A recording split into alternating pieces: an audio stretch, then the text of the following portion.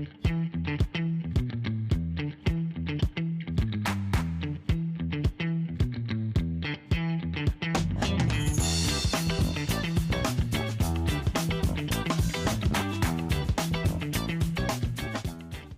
I'm Brian Dunn, and welcome to the most important podcast ever. Today, we have a different kind of episode for you. For the past 69 episodes, I've had the privilege of sitting across from some really remarkable people.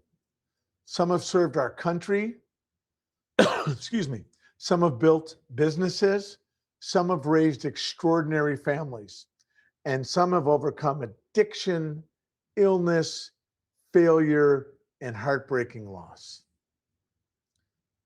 Some you've heard of, most you haven't. But every one of them has reminded me why I started this podcast, because I believe ordinary people do extraordinary things every single day. Almost every conversation starts in the same way. Tell me your story. Those 4 words have become the heartbeat of this podcast. Today, we're going to do something a little different. Today, I'm going to answer a few questions myself. Not because my story is more important. It isn't. But because many of you have asked me, Brian, after all these conversations, what have you learned? It's a fair question. So, as I record this episode, I'm 66 years old. I've been blessed to visit all 50 states and travel extensively through Europe and Asia. My work opened doors I never imagined when I was a 14-year-old bagging groceries at Jerry's Foods in Edina. Excuse me. I've walked through great cities and tiny villages. I've met people from different cultures, different faiths, different political beliefs, different walks of life. Yet wherever I've gone, I keep discovering the same truth. People are far more alike than they are different. People want to love and be loved. They want meaningful work. They want purpose. They want their children to have opportunities they never had. They want hope.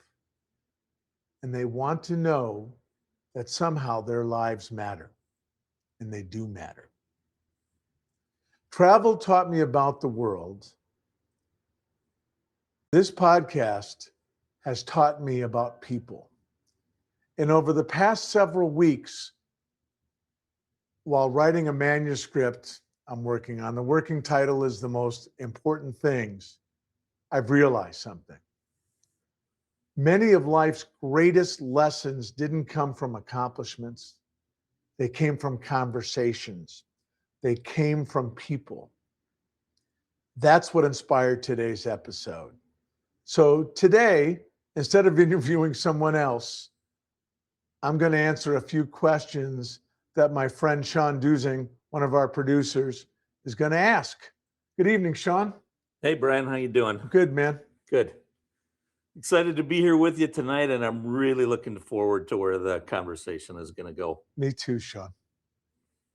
Me too. All right. Let's go. First one, Brian, after visiting all 50 states and traveling extensively throughout Europe and Asia, what surprised you most about people? The goodness. If all we knew about America came from television or social media, we'd probably believe we're hopelessly divided with no hope of having shared mission again. But if you leave your screen, if you pull off the interstate and you stop in a small town, you sit in a diner, you visit a neighborhood coffee shop like Deja Blue in beautiful Alexandria, Minnesota, you ask someone, tell me your story. Everything changes. I've discovered that the vast majority of people are trying to build a good life. They're trying to raise good children. They're taking care of aging parents. They want to do work that matters. They love their families. They're more than willing to help a neighbor. They want to leave things a little better than they found them. The headlines often tell us what's loud. Conversations tell us what's true. Yeah. So you've spent 70 episodes asking people to tell me your story. What have those 4 words become so important to you?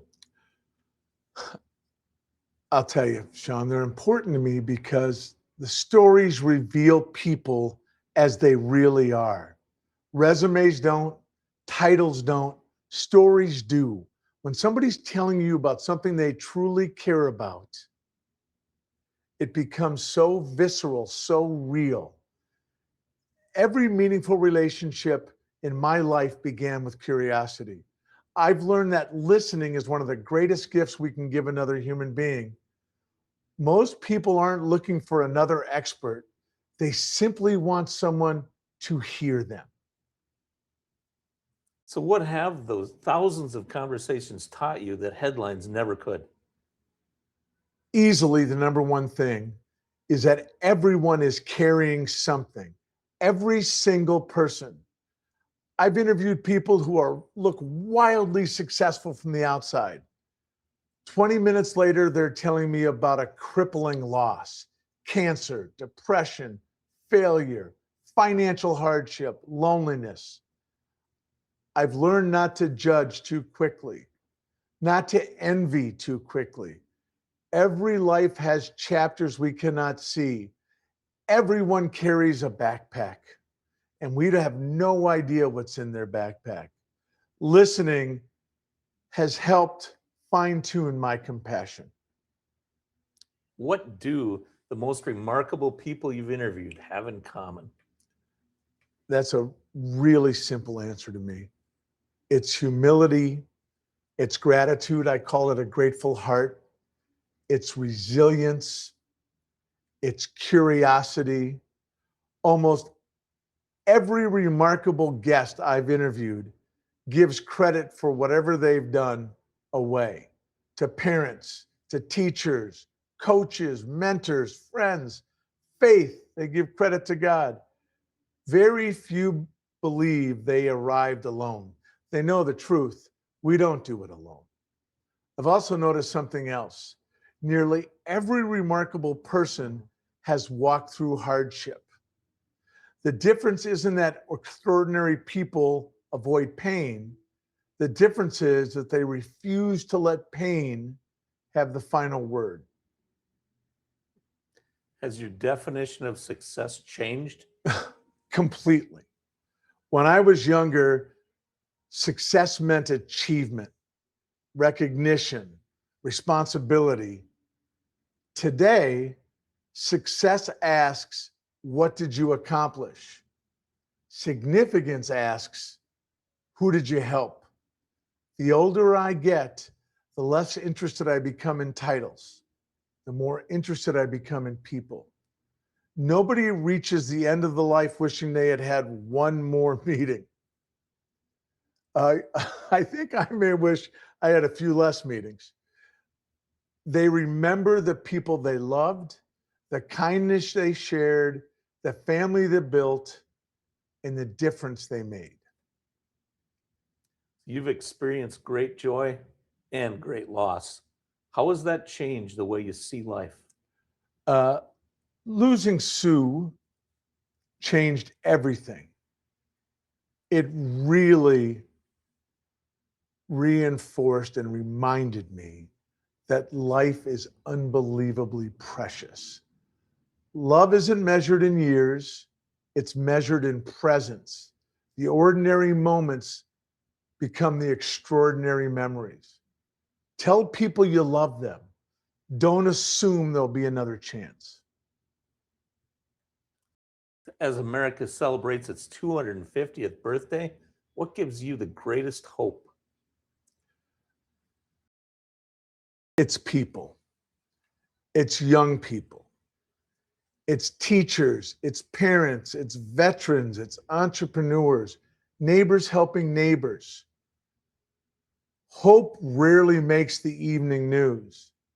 But after visiting every state and talking to tens of thousands of people in my career in stores, I've seen enough goodness to believe America's best days can still be ahead of us.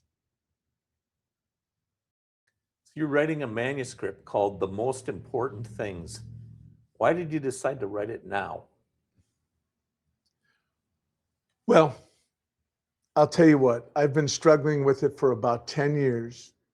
And I woke up about a month ago, and this podcast has really stimulated my memory about these stories and connecting with these people. And this manuscript isn't my story. It's the story of all the people I've met along the way. It's not an inventory of accomplishments. It's not an inventory of possessions. It's an inventory of life, if you will.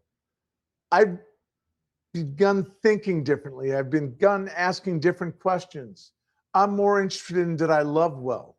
Did I make a difference? What will remain after I'm gone?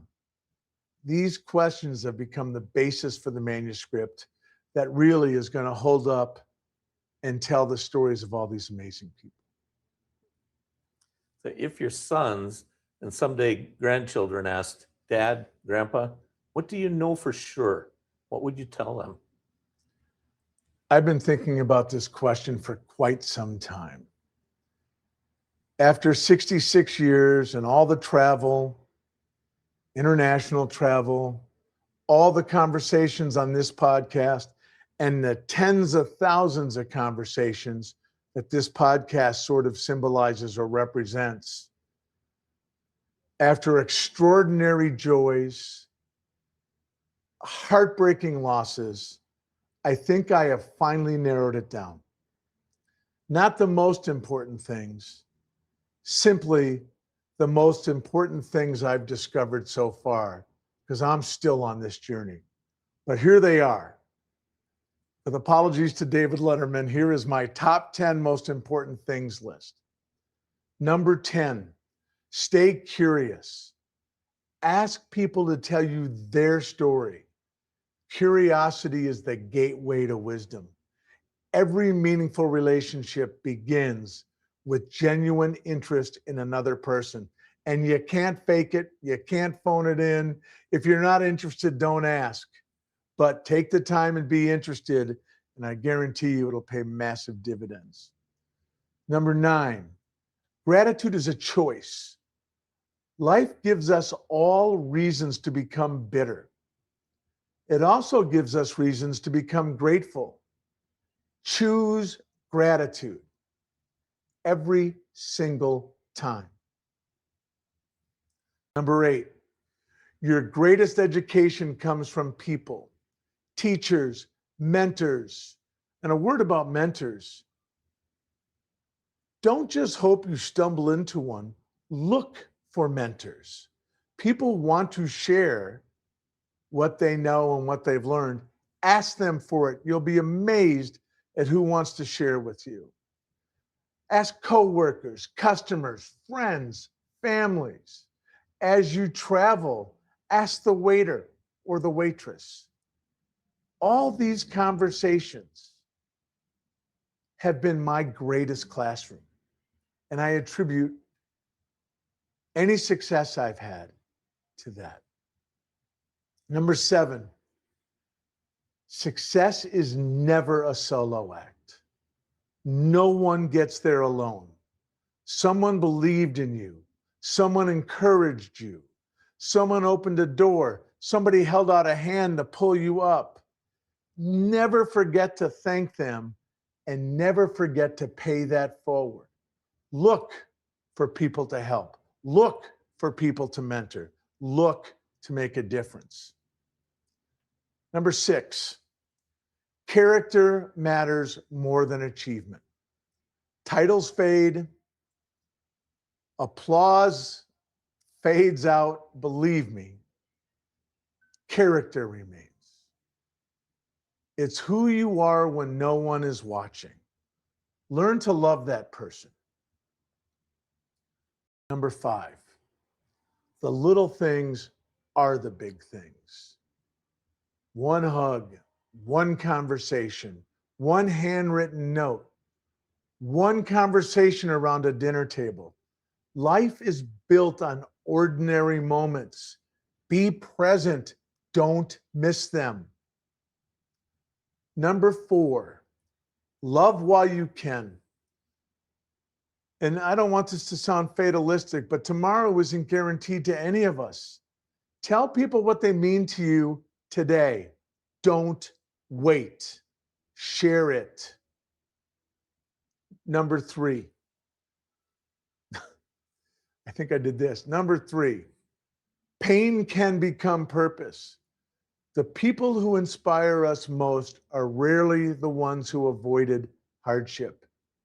They're the ones who allowed hardship to deepen their compassion and strengthen their faith.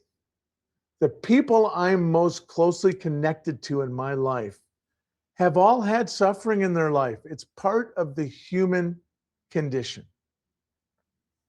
It's what you do with it that is the measure of who you are. And that's where exercising that grateful heart becomes so important. You can't choose, no one would choose bad circumstances. You can't avoid hardships, but you can choose how you respond. 2, we have more in common than we think. After all the traveling and all the thousands and thousands of people I've had the privilege to meet, I've come to know that we are far more alike than we are different. And if we all spent more time listening to one another and less time labeling, I think we'd discover that much sooner and be able to act on it. Number 1, and this is number 1 for a very important reason. Every day is the most important day. People ask me why this podcast is called the most important podcast ever. And a lot of you who worked with me over the years know it's a little tongue-in-cheek about the annual Christmas message I'd give. I used to tell our team every holiday season that this was the most important holiday season ever. Eventually, I realized something. Every day is the most important day ever. Yesterday is gone. Tomorrow isn't promised. Today is where life happens. Today is where we forgive. Today is where we tell people we love them. Today is where we choose gratitude. Today is where we make a difference. That's why I believe the most important things are rarely things at all. They're people, their faith, their family, both the family you're born to and the family you choose, their friendships, their gratitude, their love, and those, the stories are what we'll leave behind. Yeah. I think this conversation has shown a lot of insights to what drives you in your journey and how you've evolved and grown through it as well. So through all this, what do you hope every listener does after this episode? Well, I'm sure you mean after they hit subscribe. Please do that. It helps us and it's free. I hope that everyone, after they listen or watch this, I hope you'll ask someone, tell me your story. I hope you'll listen a little longer. I hope you'll love a little deeper. I hope you'll forgive a little sooner. And I hope you will choose gratitude. Your grateful heart is like a bicep. You need to exercise it to make it stronger. It will serve you so well. Strengthen that grateful heart. And every once in a while, take inventory of your own life.